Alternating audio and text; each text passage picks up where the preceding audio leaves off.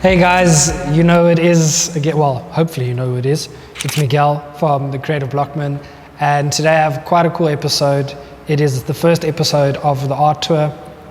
The art tour was something it just stumbled upon me, and I'm kind of just running with it. Hopefully it's going to work.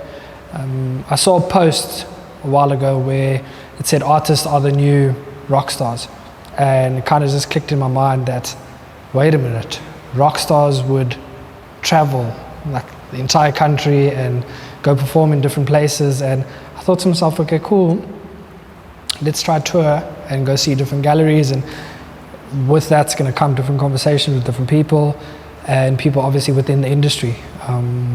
Art is a big thing for the podcast, as you guys may know by now. So yeah, here we are, first episode of the art tour officially. I hope you guys enjoyed the intro. That was something we took our time with, and I don't think I'll ever be happy with most things I do, but I kind of just said, okay, cool, let's do it. I am happy with it. I don't want to say I'm not happy, but I'm happy with it. Just remember, we are our own worst critics. So. Yeah, always. So yeah, welcome to the first episode. I have a guest that we've kind of been chatting for a very long time, planning this and getting this together. I'm very grateful that we are actually sitting here today. The guest that I have today is a photographer. You could say multi-talented, because she does make these really cool pins that I only saw today for the first time, which is kind of exciting. And that guest is Cassandra Jacobs. Is that your full name? That's your full name, hey? Full name. Oh, no nice. middle part, just Cassandra and Jacobs. Nice, aka Picasso. Yeah. Those are the pins that we will touch on a little bit later. As I always say to every guest, thank you for taking the time out of your day. For me, this is, I'm going to sound like a stuck tape, especially for you guys, but I really need to get this message across because it's important for me, because it's like we were saying earlier, we deal with like a lot of rejection. So I really do, behind the scenes, I email a lot of galleries, a lot of people, I ask a lot of guests, will there be a guest in the podcast, or potential guest, I can't call them guests actually, potential guests. And you get a lot of rejection. A lot of people say no, people don't even reply. So thank you so much for having us here. Also just the hospitality. I mean, you guys bought us a gift, guys. A gift, multiple gifts inside a bag. I was like, no, this is wrong. We should be buying the gift and thanking you. It's fine, I'll send my wish list later. But please do. Yeah, we like to place emphasis, obviously, as people of the Lowveld, but also as a gallery, we are very hospitable. Yeah, we love our hospitality, and this is really just as important and precious for me and us as it is for you. So welcome to the Lowveld. Thank you. Welcome to the Lowveld viewers, and first gallery that we get to have on your art tour, which is amazing. Yeah, and awesome. Also, viewer, you need to know this, but when Miguel emailed, and it's also like we got to keep with the tradition of, we're sitting down and we can say, it's finally happening. It is. There we go. Yeah, it's been months. I mean, I don't even, quite honestly, I don't even remember when you reached out last year, but. Was it last year? It's been, because I remember we still say like maybe January and then maybe February, and it just kept being put off. But I mean, as a big lesson that I've learned in the last year alone is that things happen when they should. And this worked out because in your email you said that Mayak Bradell was the artist that really stood out for you. Yeah. And here we are sitting in Levels and Layers, which is Mayak's second part to her exhibition that we had last year. So the overarching body of work is called Interconnections. And last year we had dialogues and analogies, and now we've got Levels and Layers, and nice. There we go. It's actually crazy to think, because again, I think I went through the website, if I'm not mistaken. And that's how, when I go through an art gallery's website, I make sure if there's 300 pages, best believe I'm going through every single page. Because there's always those like little hidden gems that are hidden somewhere. And Mayak's work just, I don't know what it was. I think I'm a sucker for color. So I think her work's very vibrant, it's very bold, it's very in your face, which is very, like, I love it. And I think it also just kind of displays nicely in a home. You know, colors always, it just makes, for me personally, it makes a face, like a space, a face, wow. I don't even know how to speak. English data bundles are depleted. So it just makes the space feel very welcoming and very warm. And so her work just, it stood out straight away, and I was like, this is the one. So yeah, I mean, it's crazy that we're actually sitting here amongst her work. I'm very grateful that I actually got to view quite a few pieces, and yeah, thank you for actually, like I said, thank you for having us. Thank you also to everybody that's involved in White River Gallery for allowing this to happen. I do understand that you didn't really have to do this, so it is. I'm very appreciative. Like I'm dabbling on that topic quite a lot still. We're going to move on, I promise, guys. Don't get bored. So Stay tuned. More exciting things to come. Okay, well, we've chatted a bit about the gallery and the exhibition, if you could call it that, yes, that they have on at the moment. So I want to stick on the gallery just for a little bit longer. How did you get started here? You know, tell us, you know, how we are today. Oh, okay. I think it would be appropriate to start from the very beginning. Yeah. 1996, I was born Centurion, 10 past 4 in the afternoon. Anyway, yeah, and then at 2 weeks old, moved to the Lowveld and grew up here. I went and studied fine art in Cape Town. Okay. And then, yeah, that's when I majored in photography, obviously, as you mentioned. And yeah, moved back home when we had our lockdowns, and it was terrifying for a layer of reasons, multiple reasons. You know, especially with the idea that you're coming back to the Lowveld, of all places, with a fine arts degree. What on earth are you going to do with that? And the gallery, as it's established now, under the director, who's Dana McFarlane, sort of only established in the capacity that it is now while I was away studying. So I obviously came back and I didn't know this was actually a thing here. And it was purely by coincidence. I was in the center one afternoon and I was walking around, and I just sort of got to the gallery as it was closing time, and the door was like this much ajar. And yeah, being that person, I sort of popped my head and I was like, hi, like, can I please? And you know, Dana was sitting in the office, and she was already just so warm and lovely, and she said, yes, no, please, you know, have a look around. And if I'm not mistaken, that exhibition that was on at the time was of Judith Mason's work, who's a late artist who passed sort of, I think, during that time.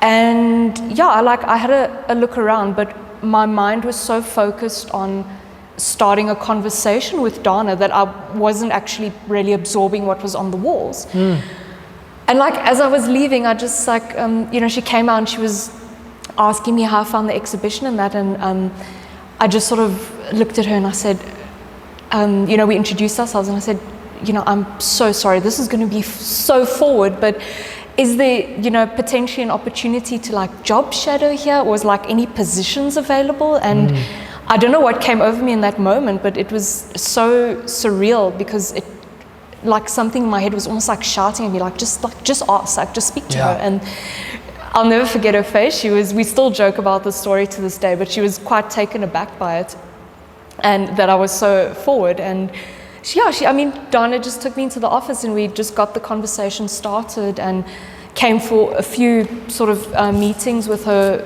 you know, after that, and then started working here the following year. Nice. Started as a gallery assistant and worked my way up to gallery manager. And I mean, wow, I've had a lot of heartfelt conversations with Dana, and like very teary ones as well, to just really tell her, you know, I'm still so grateful for her and having had this opportunity, because the amount of growth I've been able to achieve on a professional and a personal capacity in such a short amount of time has been incredible. It's really been wonderful. And that plays a big role as well in somebody's career. Like, I've realized with my personal experience in art and just what we're doing right now is that sometimes you just need that one person that kind of just throws you a bone and teaches you something.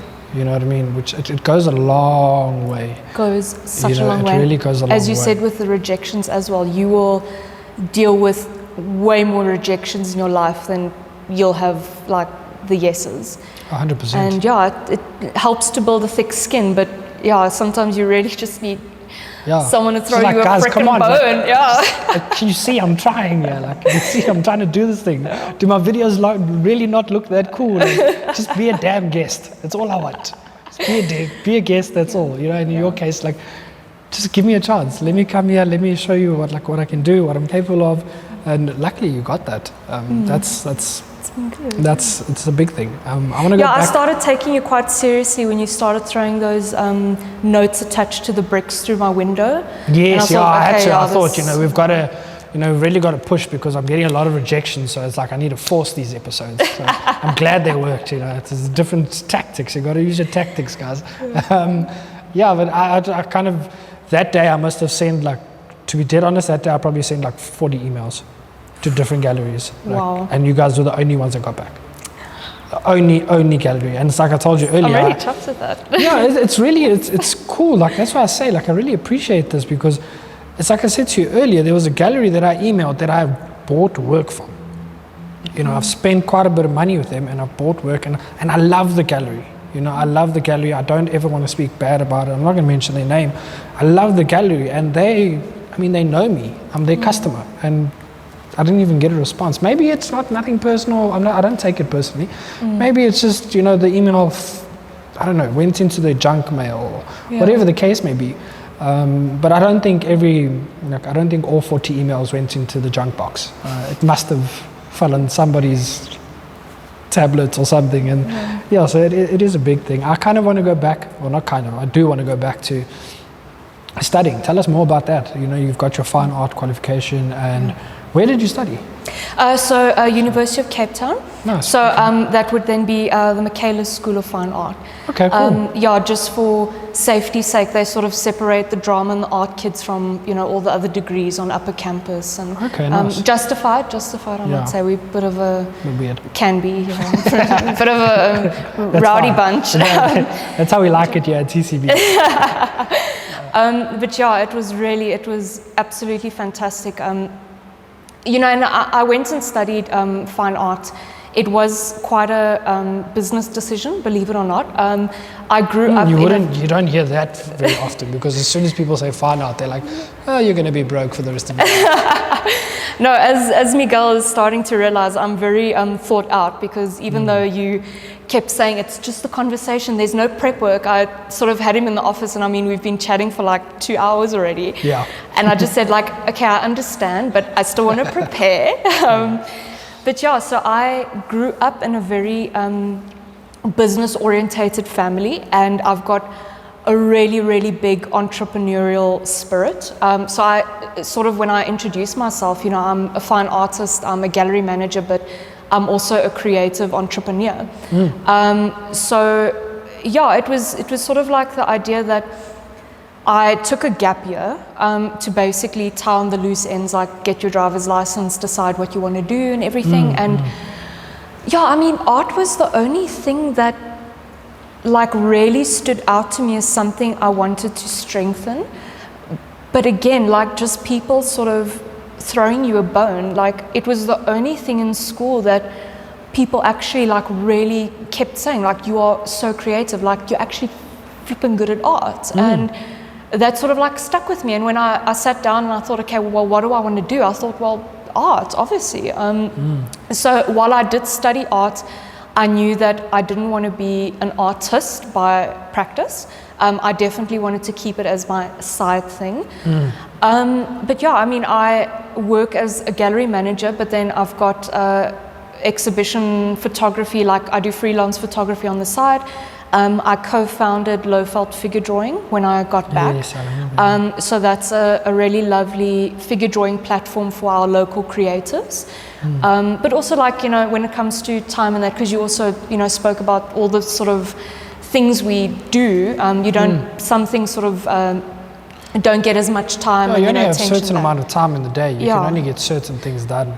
including, you know, the things you're into, and eating, sleeping is also kind of a thing we need to do.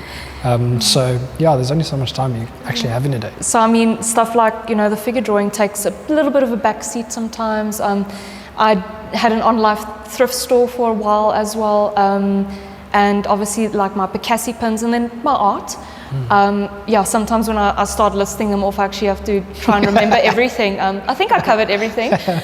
But yeah, I very thankfully also got accepted into the Printing Girls this year.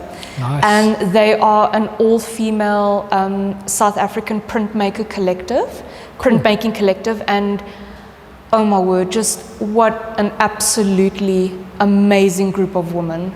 Like, they've got such a beautiful mentor-mentee relationship with each other, and just constant like emphasis on uplifting one another. And the big part of their ethos, which really speaks to me, is just this idea of diversity, and not just diversity of the members itself, but also the diversity in everyone's skill level. And just again, that emphasis on building each other up. You know, some are quite established artists, and others like myself are a bit novice when it comes to printmaking. Specifically, and it's just it's such a nurturing environment to be in. So I also did a year-long internship with Artfundi, which is an art software company, and that ended last year, and that was also just a beautiful opportunity that blossomed from this. And now that we're talking about it, I'm remembering things. I also did social media management for like artists at one point. Okay, cool. But yeah, as you go that's along, a job on its own. Like, shout out to Olivia if you watch this. I hope you watch our episodes, Olivia, because if you don't, she's our social media manager. Excellent. And it's like sometimes she comes up with a post or comes out, I'm like, how did you even think of that? Like, that's so cool. Like, well done. Like, so that on its own that's a whole art form. You could call it that, because at the end of the day, it's creating little snippets of art that people need to see every day. And being in tune with like what's happening in, you know, social media trends and that, because that's constantly in flux. It's social always media changing. trends. It's a thing of its own. Margaritas, guys, as well. Yeah. Thank you for these. Cheers. So you said a lot right now, and I'm excited about a few things. How was at home? You said it was something about software. What was it? Art software company. Art software company. That's like my mind's just going poof, poof, poof a million times. Let's touch a little bit on that. What did you actually have to do there? So a lot of it was we were the first group to sort of trial this internship with the company, and a lot of it just had to do with like SEO work, sort of UX and UI development, so like giving feedback on like what sort of works, competitors analysis, working a lot with AI as well as like a tool for content creation, which is actually incredibly interesting. And I mean, in a very, I don't want to say restricted way, but I mean, I'm an advocate for AI if used obviously appropriately. You know, when it comes to the copyright and that can be a whole nother podcast episode. But yeah, it is such an interesting way to even start projects. You know, if you have like these mountain of lists, as I normally do with the work you've got to do, and then it's like you feed it all the info, and it's like, okay, can you start a like blog post idea for me? And it's awesome. Yeah, it makes life easier. That's, to be dead honest, some of my blog posts on my website. I put my idea in through AI, let it write up the bulk of it. I'll get home after work, I'll read it, I'll be like, okay, cool, I want to change that, I want to change this, I want to change that. It gives you just like a foundation to start with. Like, I'd rather post a few blog posts. Now, in the meantime, like, let's say this is what I do personally when I'm busy, and let's say like it's a busy time, month end, I don't have time to go sit and think and write and, okay, cool, let's add this. It's like that creative capacity to like pull something out of thin air. Because also if you want to write something of value and you actually want to put something that's worthwhile reading, you need to do a bit of research. You need to put a bit of time and effort in, research, and to write one blog post, if you really want to put a lot of effort into it, it could take a week. And sometimes it's like, Absolutely. I just want to get that out, so at least I've got something. Like right now, I haven't posted a blog post in ages, now that I think about it. So now I know, okay, cool, let me take some time, start thinking of concept, thinking of ideas that I want to chat about, and we'll start from there. So yeah, I agree with you. Like the whole AI thing, if used properly, it really can help you. I think it's also a tool that's just going to help you express yourself. You know what I mean? So I get why people see the negative side of it, because I think if you use AI as your main form or platform of creating, then yeah. And also when you don't disclose it, which a lot of people actually Exactly. do. Yeah. And I mean, quite honestly, I'm very much under the opinion that it's a skill on itself, sort of taking what it gives you and like editing it, Yeah. I did a certificate in copywriting, so... What? Are you serious? Yeah. Guess what? Funny. So did I. Really? Yeah, at AAA. We might have chatted about this as well, I don't know. I'm not sure. Okay. Yeah. But yeah, I did my certificate because I wrote into a magazine, and they're like, okay, you won, pick a course. And I was like... Copywriting, why not? And there we go. Have you ever had that question, like, people ask me what I studied and stuff, so I did a PA in marketing communications, and then I got a diploma in copywriting. And whenever you tell them copywriting, they're like, oh, and they always think it's law. Because they're like the whole copyright. Then you're like, no. You see, like you just write ads, and then it's like they're not as impressed anymore. So I'm always like, I did copywriting. Yeah, the law. Yeah. The best question I get as well is when I tell people like, oh, what did you study? And it's like, oh, fine art. Oh, you any good? It's like, I like to think so. Maybe. I don't know. Now that you asked me that question, I don't know. Emma, take a look. Here you go. I'm going to go have my typical existential artist crisis now. It's like imposter syndrome. I think that's something we all deal People with. are great. They're funny.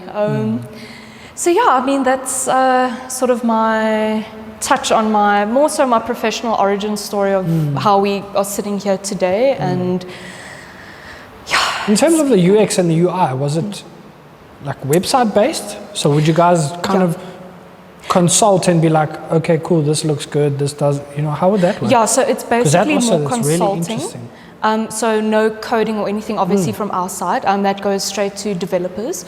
But I think for me, it was more so a task in the sense that I was the only intern that was working in a gallery environment. So I could really sort of give feedback to say, well, use an example like an e-commerce platform. Like this is kind of the criteria we would need. Like this is how it would need to look on the front end. But on the back end especially, because that's part of what I do here, I need to say, okay, it needs to operate in this way. I don't want to have to, let's talk about artwork publications on a website. So what you see on the front end and what I do on the back end with its info. One piece of feedback I gave was I don't want to have to go to an artwork. So let's say this one that's listed on the website, click edit, go all the way to a certain section and then say publish on website. So they said, okay, cool. And now on the back end, everything's listed and then there's a little switch. And I could say publish and publish. That's it. So, simple things like that, which, I mean, if you've got an exhibition like this, which has about 64 artworks. It's simple, but it's not that simple if you have to do that one by one. What a game changer. Yeah. Like I immediately messaged Tamsin, who's the CEO of Art Fundi, and I was like, game changer.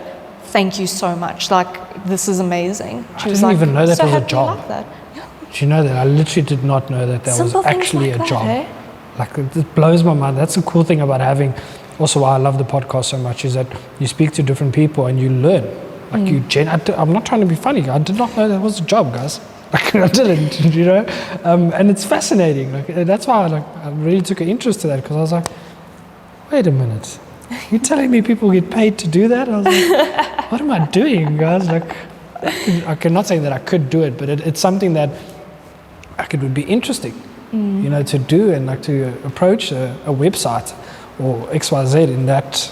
That capacity. Wow, mind blown. Thank you for that. In terms of your art, like you said, well, I did mention that you're a photographer. Yeah. Let's touch a little bit on that. I think I'm going to ask Katie this question as well. I've asked you this question earlier, but I think I'm just going to drop the bombshell now. Boom. Katie, please add an edit in the video for that part. It's got to have an explosion.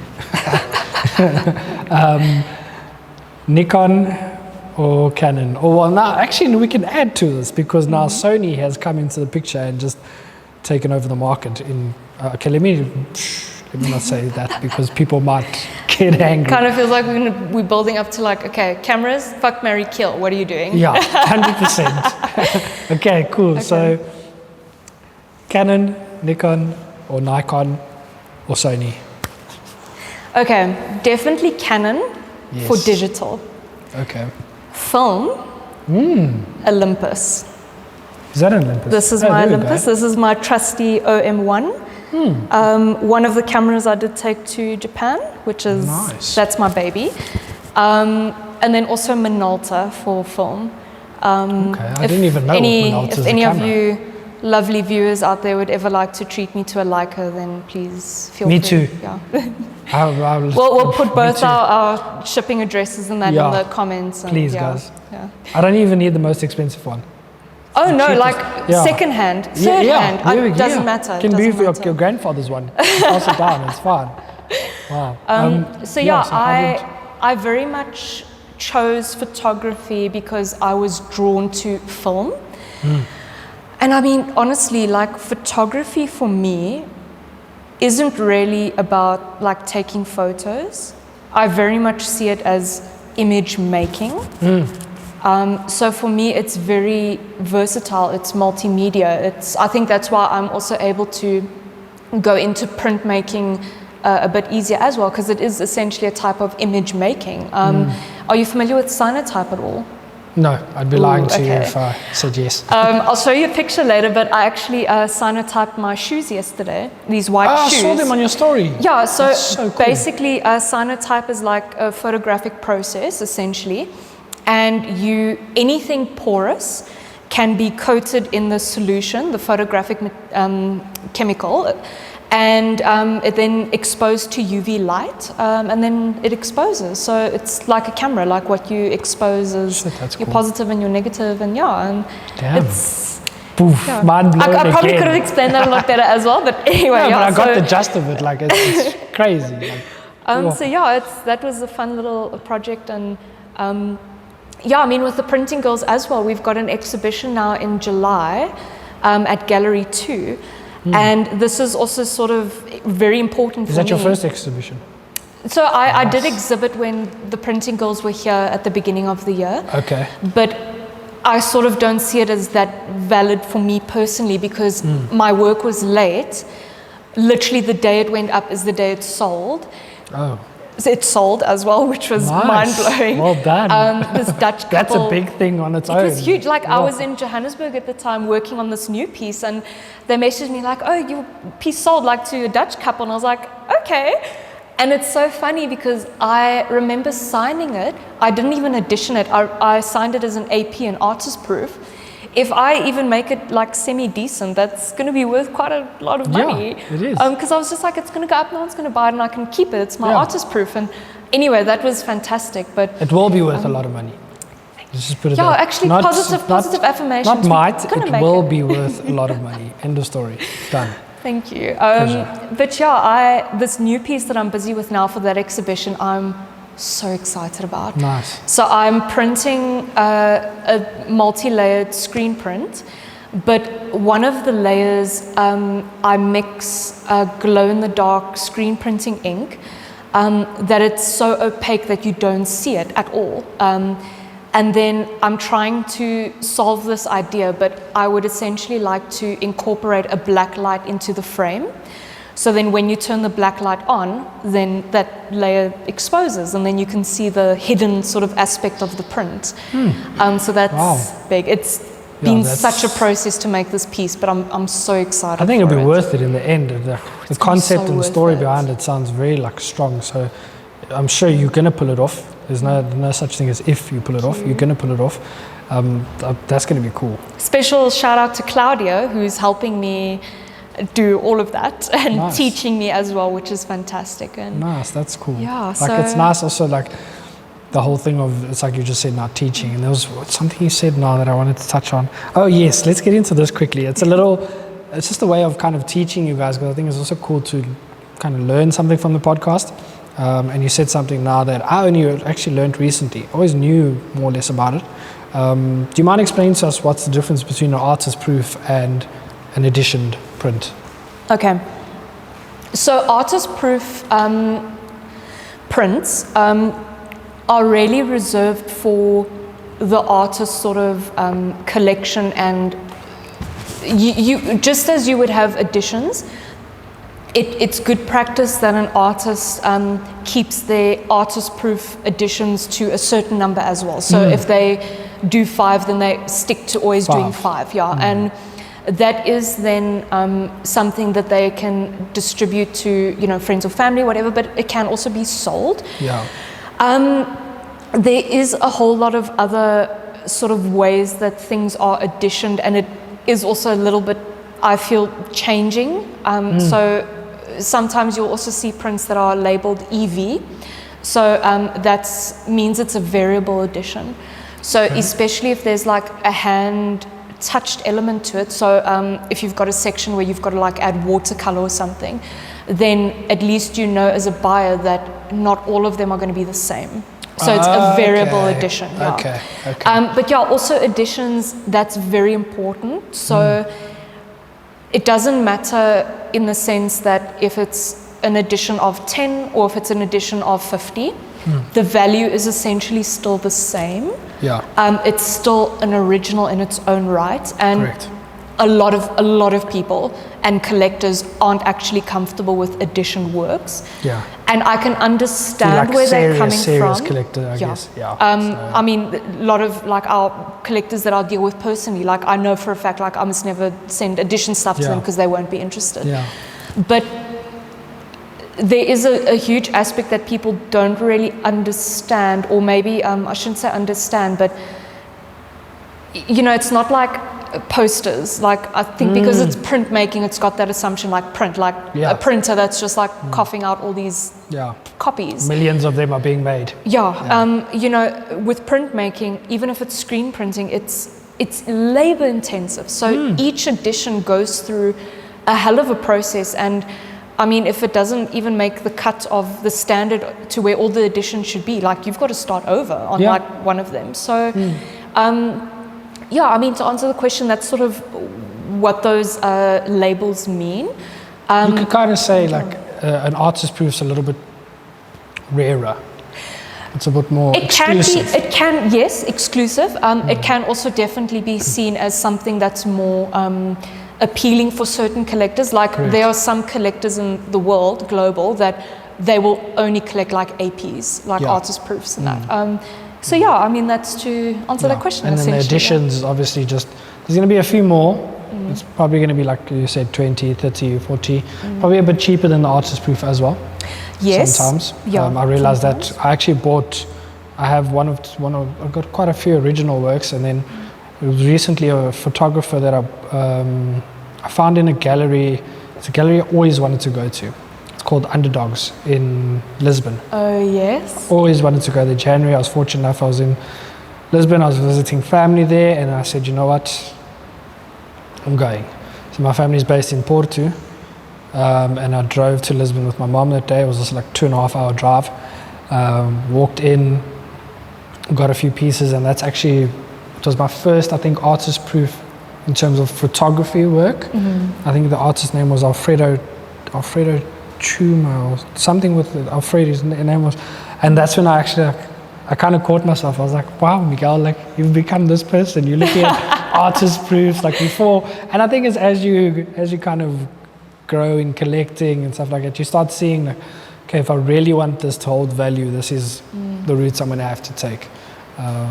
So yeah, but then again, it's just, at the same time, if Shipper Ferry, also an artist that I absolutely love, if he drops a new set of screen prints that are whatever, I've recently bought quite a few that aren't numbered at all.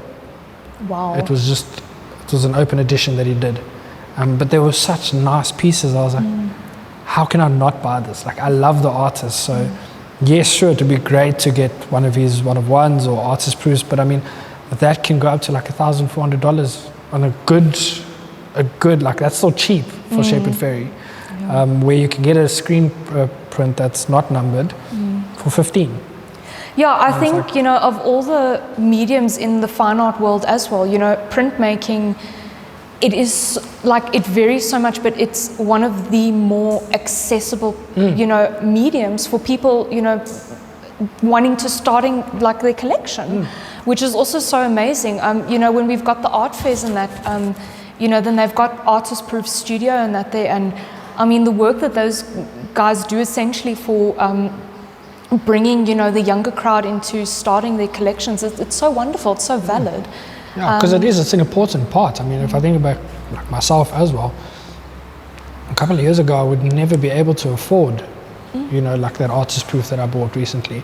And it's like, if it wasn't for auditions and printmaking, what was I going to do? Yeah, Just absolutely. not be into art. It's like, no, it's impossible. Like, you need And to. it's also a bit like gambling when you start. It's like, it's hard to quit, eh? It is, no, it is. Like, fling it's your like we were walls. saying, yeah, it's like we were saying earlier, I'm literally running out of space. I mean, if my mom was here, she'd probably be like, yeah, no, you need to stop. And I bought another piece, Mom, just by the way, today. So, yeah, like I've got, in her house, there's an entire wall full of art.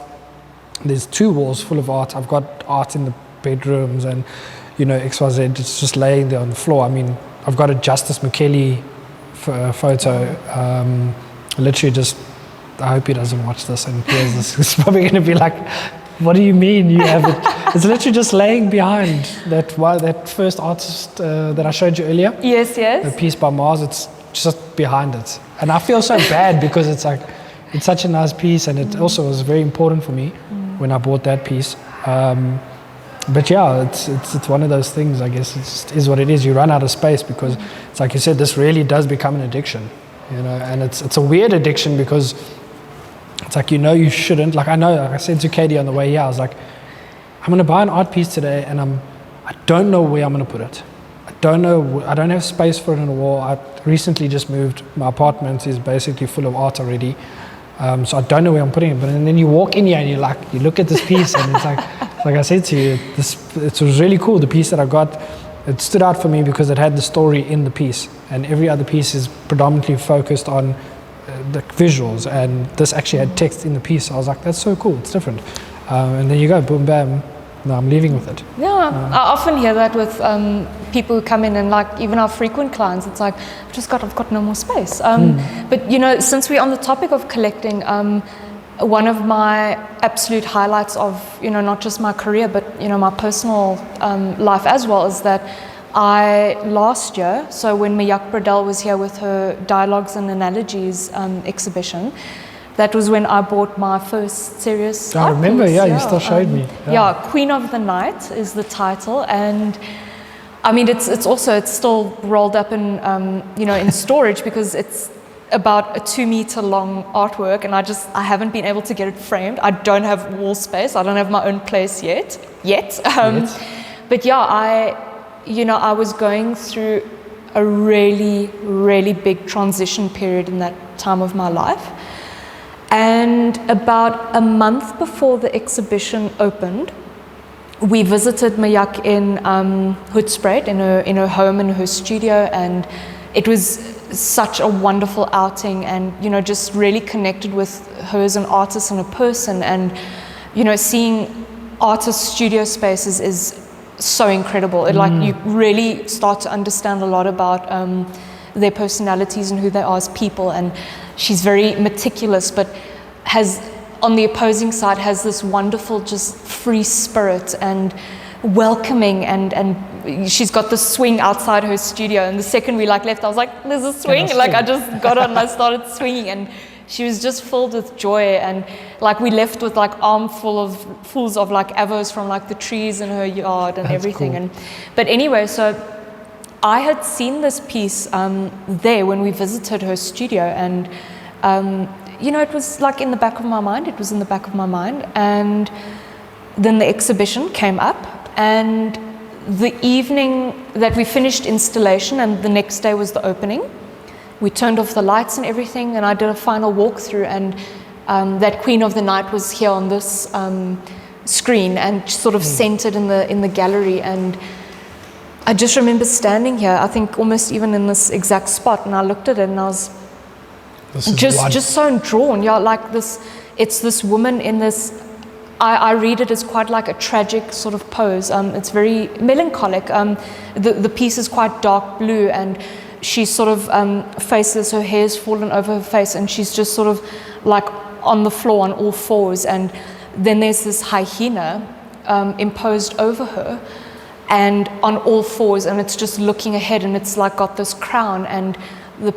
as the piece is titled Queen of the Night. And I just looked at this piece, and it was the first time I had such a visceral reaction to be like, I'm not going to be okay if someone else walks out with this. Like, this is mine. Like, this has to be for me. And one of the privileges I get sometimes with the job is that I can put a red sticker on before anyone else. So I said red sticker, and that was also just before I went to Japan. So I was like, red sticker, but can I pay over like a few months?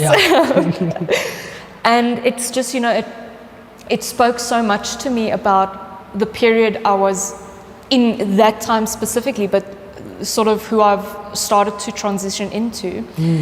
And just like this idea, like out of this tragedy and, you know, relinquishing yourself in a sense to our animal, you know, like our your inner beast. Inner beast, absolutely. And sort of the idea of like taking back your agency and standing up for yourself and like being your biggest advocate, which is something I've really had to start teaching myself this year. And it's honestly, it's my most prized possession, even though it's not framed yet. But we'll get there, get there. Baby steps. And baby steps. I've always I can relate with what you're going through right now. And I find it very hard to explain to people. But it's amazing how sometimes you just see a piece and it's exactly what you said. You can't leave without it. I don't know if it's people that collect or that are into art, maybe like chemically we've got something that's different compared to other people. But it's the same thing, like when you speak about that piece from George Mars, aka Mars the graffiti artist. When I saw it, it was after spending quite I wouldn't say hours, but you could say about an hour or two in the gallery, and I walked through and I saw like some cool things, and I was on the way out and it was just above a door. And I saw it and I was like, in that second, I don't know what it is. And obviously you experienced the same thing. You know, you saw it and it was like, there's no more, like it's done. I know what I need to do. It's sort of that idea, you know, when you sort of like find your person, and for the viewers who believe in that, and you sort of like have this moment where you can picture like your life with them. I literally saw my life with this piece, and I thought, I just envisioned myself like where I'd be 20 years from now, like my own place and everything, and she'll be there. And in that moment, I just, you know, as you were saying, like it immediately became so prevalent to me that she's going to be important, like aspect to my life. Like I need to have her. And that's I see myself in that work, and exactly. It becomes a part of you. Like absolutely, there's no version of Miguel that doesn't go with certain pieces that I have. There's no version of Miguel that doesn't go with that piece from Mars, the Justice McKinley piece, my first Shepherd Ferry piece. It's like I was saying earlier, like I started TCB in the website and posting on a listing art that I want to sell, literally just because it's got to a point where I have too much and I need to start letting go of stuff. But there's certain pieces I do not care. I'll either pass them down to my kids. I actually my first Shepherd Ferry piece, I want to give it to my nephew, who's my godson. So one day if I'm not here, it will be his piece.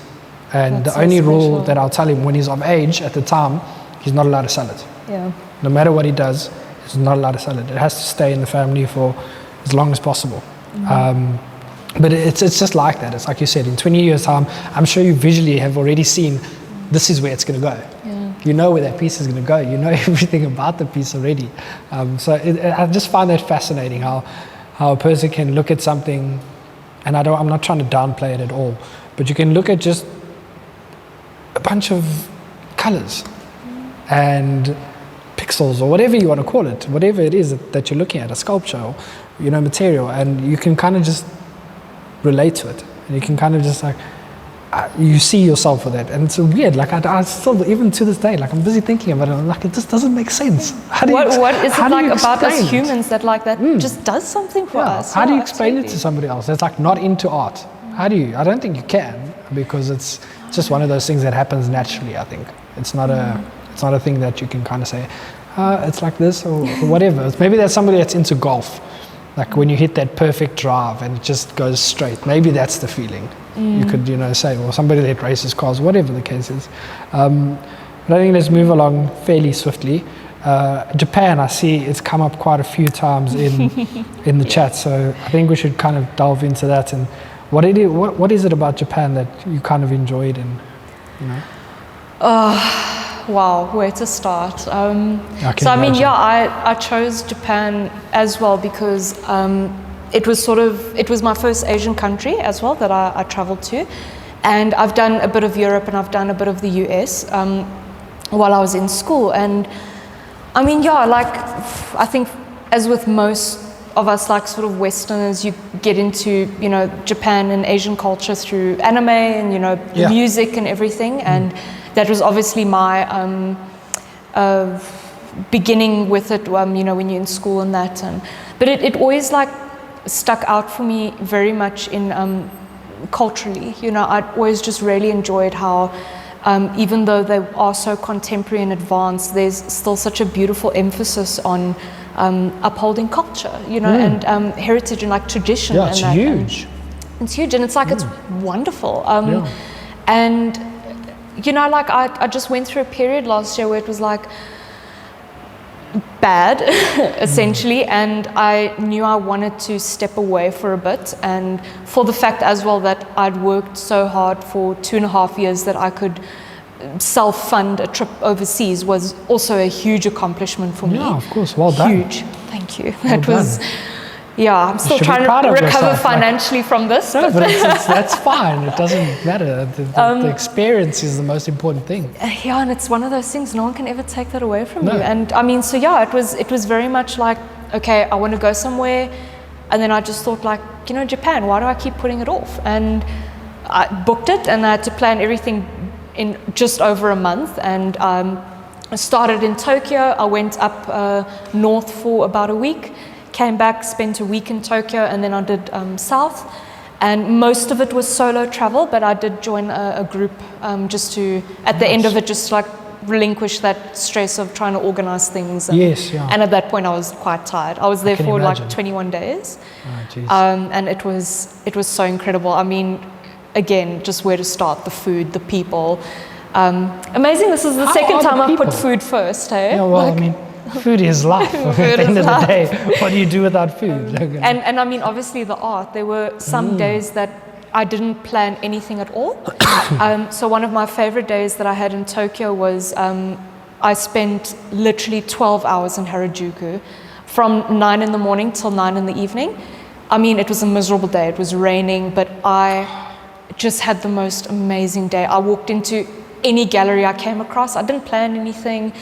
I photographed so many things. I was about to say that, like, there's so many people that, like photographers, and I've told Katie this as well. I'm like, why are people so scared of the rain when it comes to photography? I get it because of the gear, like it's you have to be careful, but it creates such a nice mood, and the visually, it's just so beautiful. The rain is beautiful. I mean, you can work with shadows, you can work with puddles, you can do so much. I mean, that's exactly what I did. So like, it was raining, perfect. Yeah. Like there was this one shot that I'm thinking of specifically that it was this plant shop essentially that I walked past, like a flower shop, and it had just sort of started raining again, and I mean, inside was just filled with all these like leafy green plants, and they were all pushed up against the glass, and I had it as my wallpaper for a very long time, and I think I still have it as my wallpaper, but just this beautiful shot of like this rainy glass and like these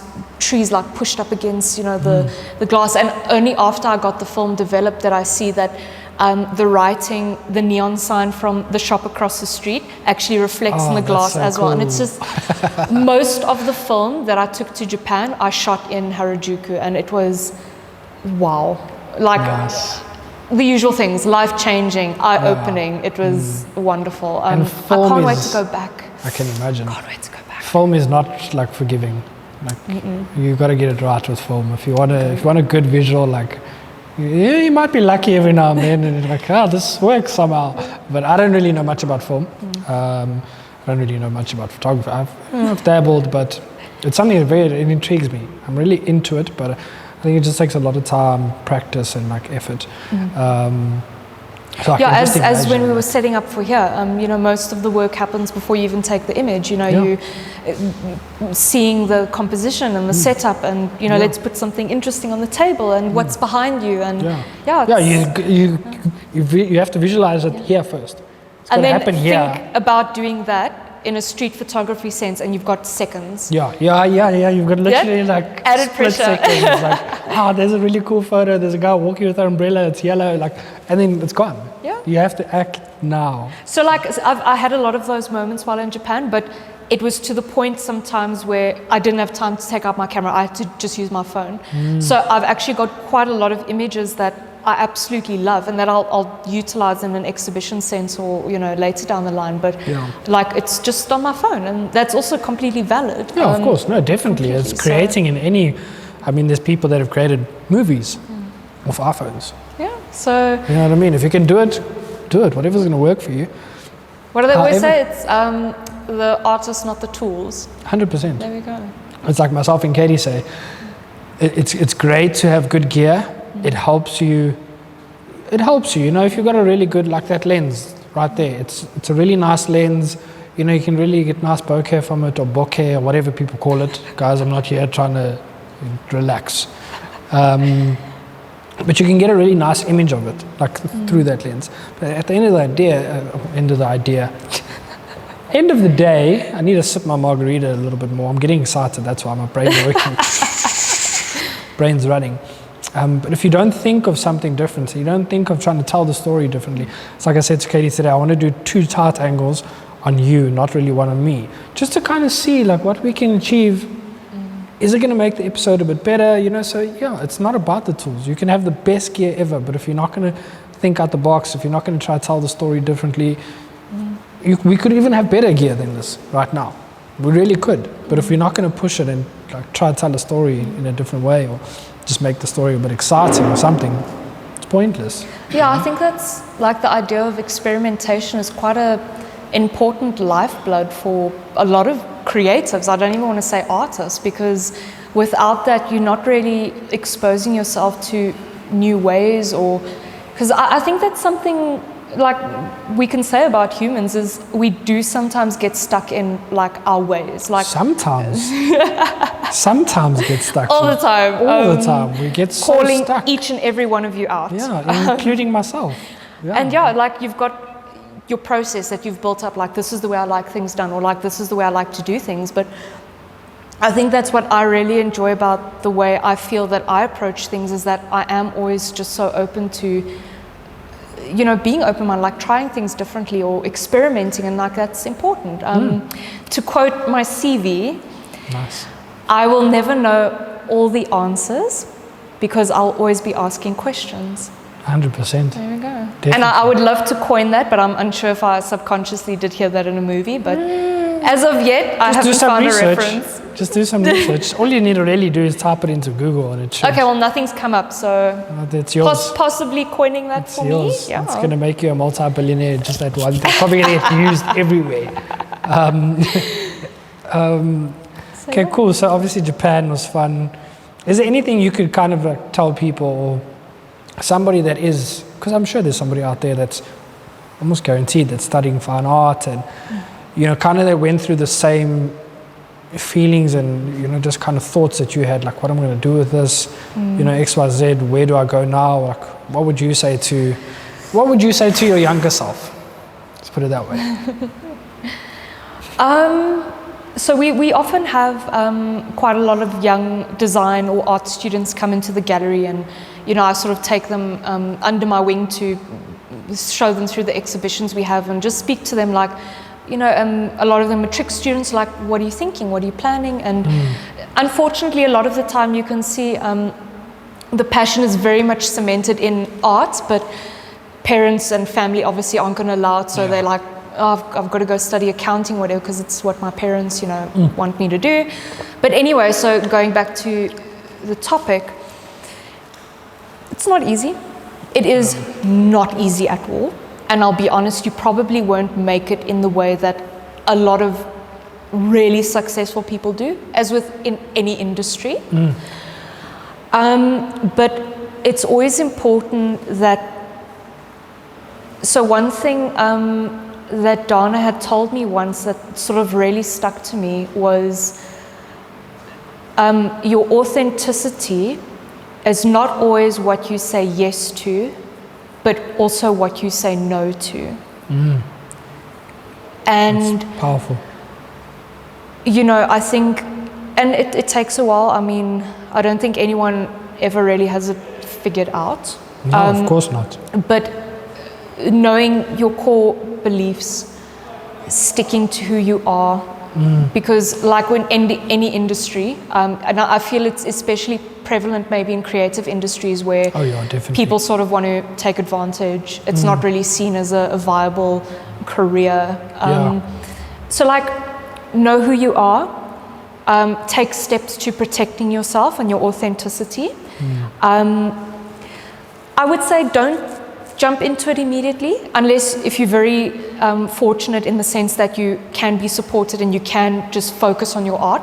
Absolutely. That's like, go for it. Our lives aren't meant to be chained behind a desk, like us being chained behind desks. So if you are able to, absolutely, but be stable, keep making, keep exposing yourself to people, art, any sort of stimulation, not simulation, we're in a simulation, stimulation that you are always sort of, you don't always have to feel inspired, but surround yourself with things that are inspiring.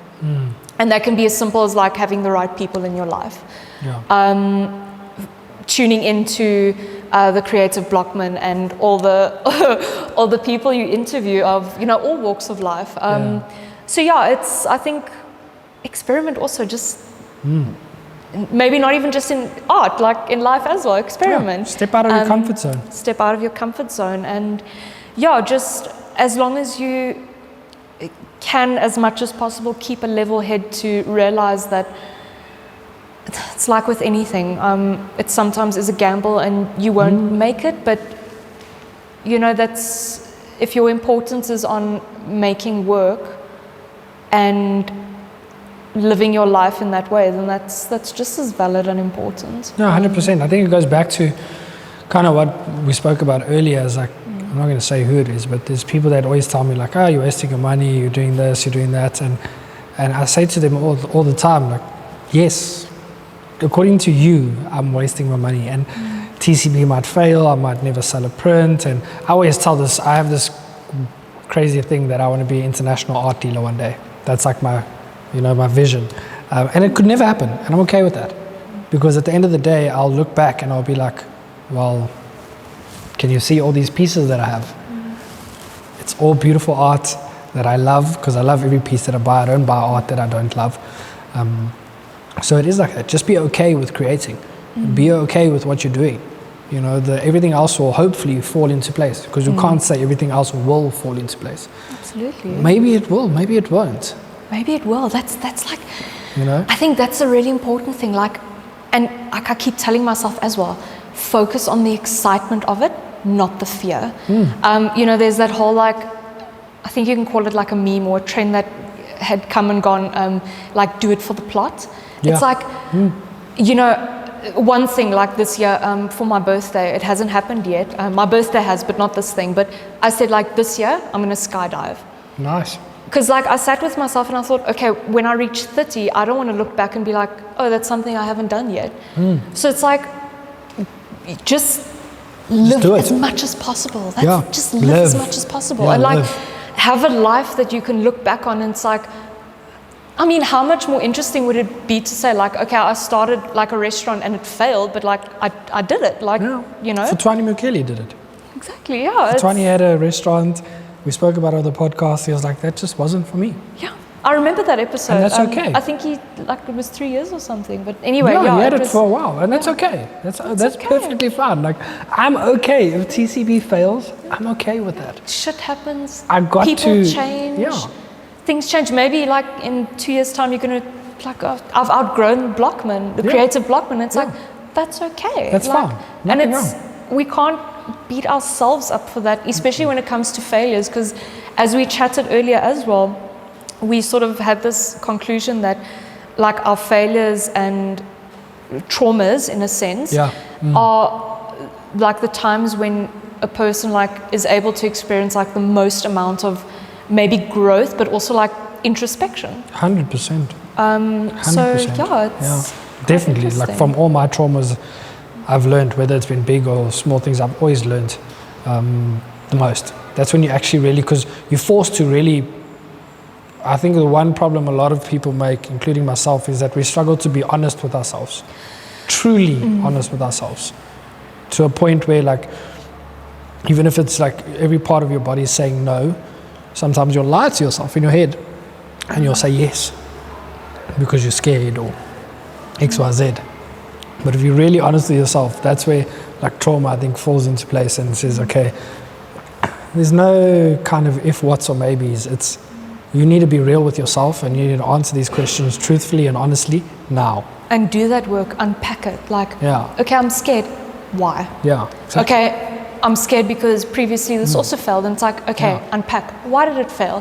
What can we ensure for that to not happen again? And it's all part of life, baby. It's part of the story. You have to go through it in order to learn and to grow as a person. And sometimes we go through it. Sometimes it really is a hectic thing. But at the end of the day, it's like Katie and I were actually saying on the way here, we had a lot of time to talk. Guys, I didn't know Nelspruit was 4 hours away from Joburg, or actually in Bombela. Yeah, you're just like, oh, you know, we're not going to leave too early in that, but like, let me know what time, and then we'll be there like morning and that. And lunchtime, I was like, yeah, he's realized it's not 2.5 hours. I put it in ways, I was like, yeah, it's 2.5 hours away. Meantime, 4 hours away. So yeah, we had a lot of time to speak, and like you said something, it's so simple. He must be sick of you by now, eh? No, he's not sick of me. He's known me for like 10 years, so yeah. Maybe he is. I'm sick of him, so it's fine. Kidding. And he said to me, he's like, everything will work out in the end. Like everything will be okay. Like you're going to have tough times. It's going to be difficult. You might be sitting, whether it's a breakup or you lost your job or lost a relative or whatever it is, you're flat tire, and in that moment you're going to be so angry and be like, why did this happen, blah, blah, blah. And then like 2 weeks later, everything's good. You know what I mean? Like everything is going to be okay. You know what I mean? Like everything will be okay. Just keep pushing, keep doing what you need to do. Wake up every morning. And I said to him as well, mindset. It's about how you approach something. You know, if you're going to approach something with a negative mindset and stuff like that, it's never going to be great. Most of the time, it's not so much about the situation, but it's like about your reaction to the situation that will either make it like worse or better. And absolutely, attitude. Like, I mean, some days it's bad. Of course. For the fact that I woke up, and it's like I sit there with myself for those few minutes, and I'm like, I'm so grateful I woke up. Firstly, I woke up in a warm bed, a roof over my head, and I'm about to like go have a meal before I go to a job that I'm getting money for. Exactly. So it's like sometimes it literally is just the small things, and that's also coming from if I use the P word, like privilege. Like I have the privilege to sit back and be like, I've got all these, you know, things that I can be grateful for. And of course. Sometimes it's the only thing that keeps you going, and that's all right. 100%, definitely. That's okay. That's really fine. It's okay, and it's going to be okay. Yeah, definitely, it will. Life has a way of working its way, like, and sorting itself out. Like everything will be okay. As difficult and as terrible as it may feel, everything is going to be okay. It's also up to you.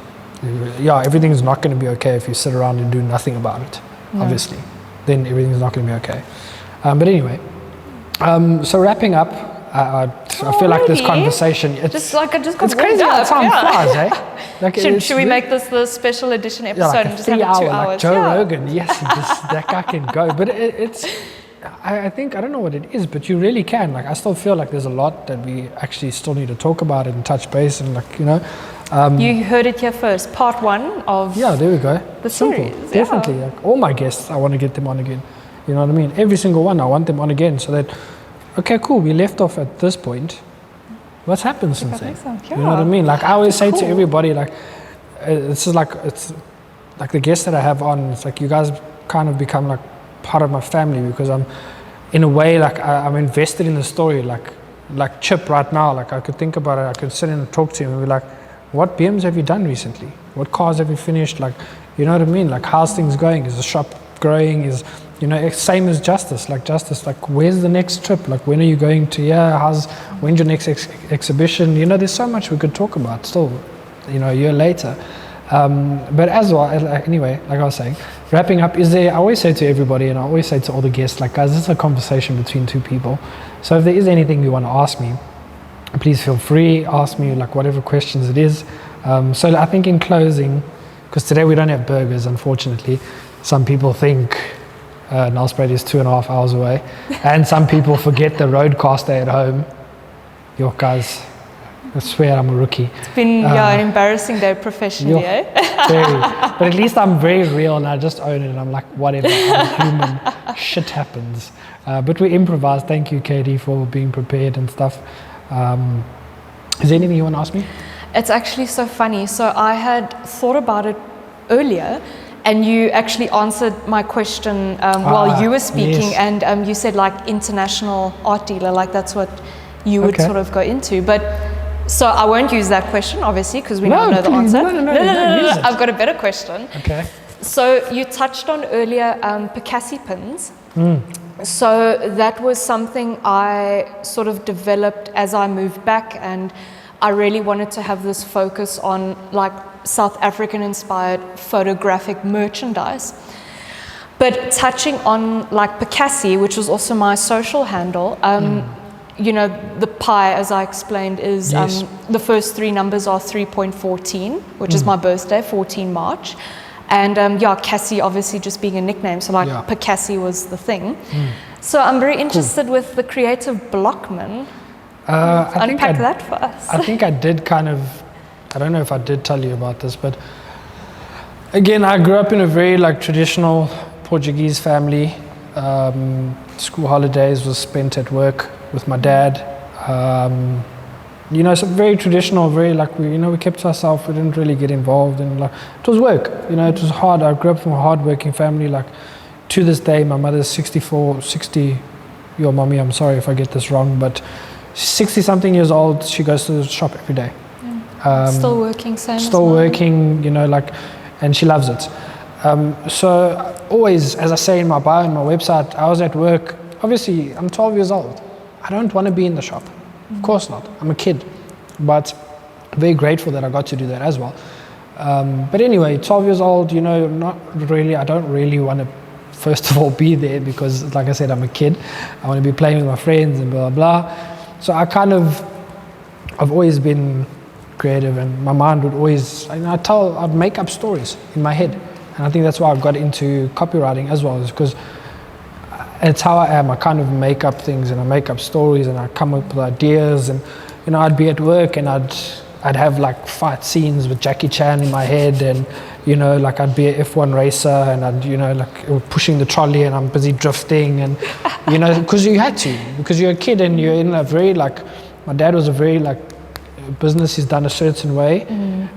You know, he was very friendly, very lovely man. And he would treat everybody with the same like respect and stuff like that. So he was very hard though, but in the only way it could be, I guess. It's what he knew. But he treated everybody the same. Nobody was special. Nobody was important. So I would pack the chicken. I would break boxes. I would go into the truck and offload, even though he was my dad. But he, you know, he taught me a certain way. And we have to work hard. You know, you gotta push for what you want. And there's one position in the butchery that's called the blockman, and this is the person that cuts the meat. So if you go into a butchery, if you see a guy standing behind a bandsaw machine type of thing, that guy's called a blockman. Not that I am one, But I kind of just put two and two together. Like when I was a kid, I'd come up with these stories and I'd, make up all these things, and I was surrounded by this environment, and I kind of just put them, if you want to use fancy words, I just amalgamated the two, the butchery and me as a person, me being creative. And that's how it came about, like, the creative blockman. Like, you put those two together, and that's kind of how it just went from there. And absolutely. It's actually better hearing it the second time round. Like the detail you went into, I felt like I was there. That's because I'm getting goosebumps now. You've transferred the goosebumps. It's literally so how special. I love that. It works. Though. Like it literally is. That's the honest truth. And it's like I said, I'm very grateful. I work I have butcheries. I run them now, and I would never change a thing. I love it. At first, I was always very like, this is not me, blah, blah, blah. But then as you age and as you grow as a person, you start to realize that this is a lot bigger than me.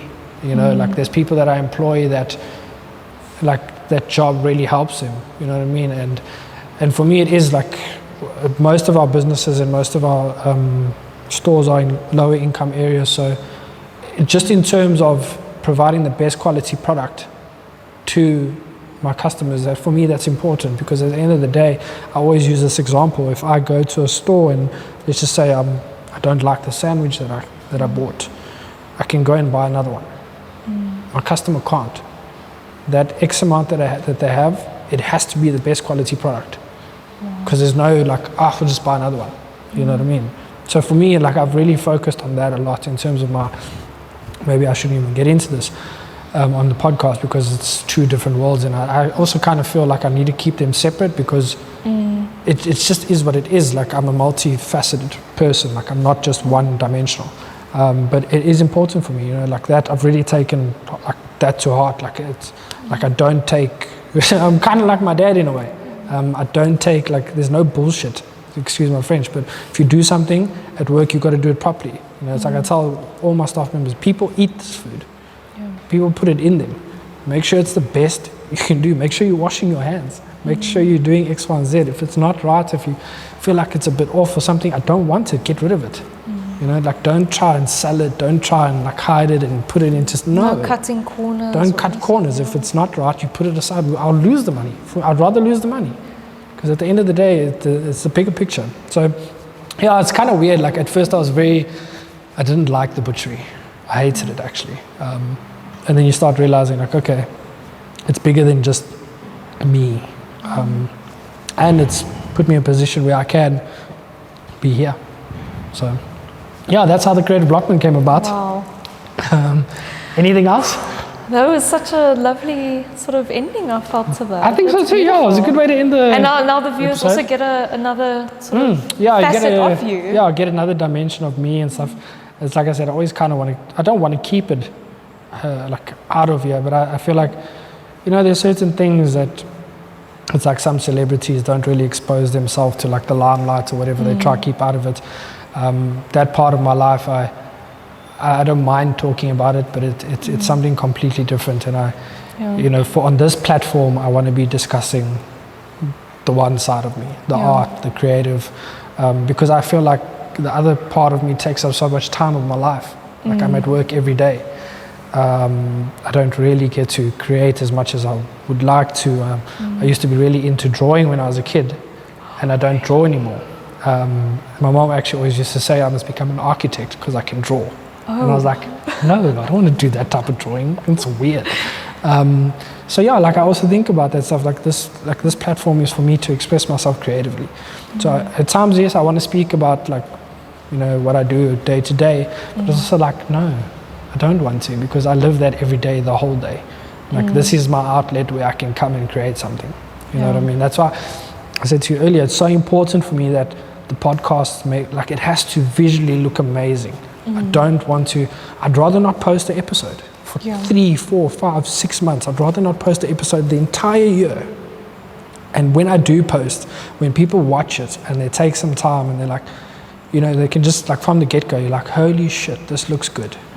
That for me is more important than anything else. Anything else. I don't care about making money off YouTube. I've even said to Katie, I don't want to monetize the channel. I'd rather try to find other revenues or other spaces where I can make money. But the channel itself, even if it grows to 1 million followers, whatever the case is, I don't want to monetize it because it's not about that.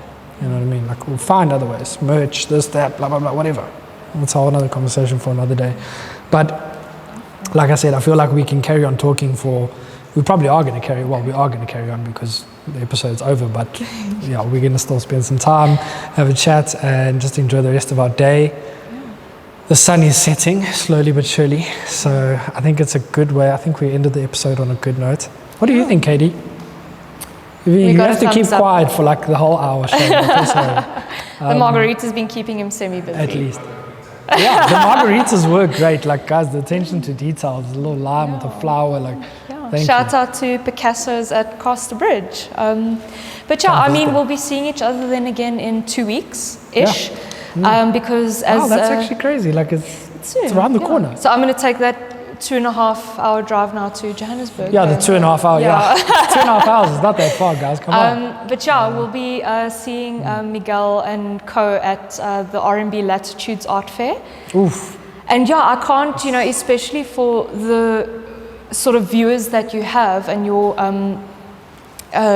people that you reach, I cannot emphasize enough that if there's any art fair that you want to experience in South Africa, it's that one. They are incredible. It's only their second year as an art fair, but the standard that they have set, I feel, for art fairs in South Africa is absolutely incredible. Next level, yeah. They've got a nice emphasis on sculpture this time. And yeah, we've got 6 artists that we will be taking with, including Mayak Bradell, Michael Silikane, we've got Winston Tikiso, you saw some of his work earlier. Amazing. Sue Martin, Ingrid Ace, and Pendile Mamba. So a nice, meaty sort of bunch. Did you see some of their adverts? Like, I saw their if you can call them outdoor media. They actually used one of Justice's piece. Like, I was like, I know that guy's art, damn right. I'm a bit of a fangirl with their stuff. Like, even just the adverts and that they send out there.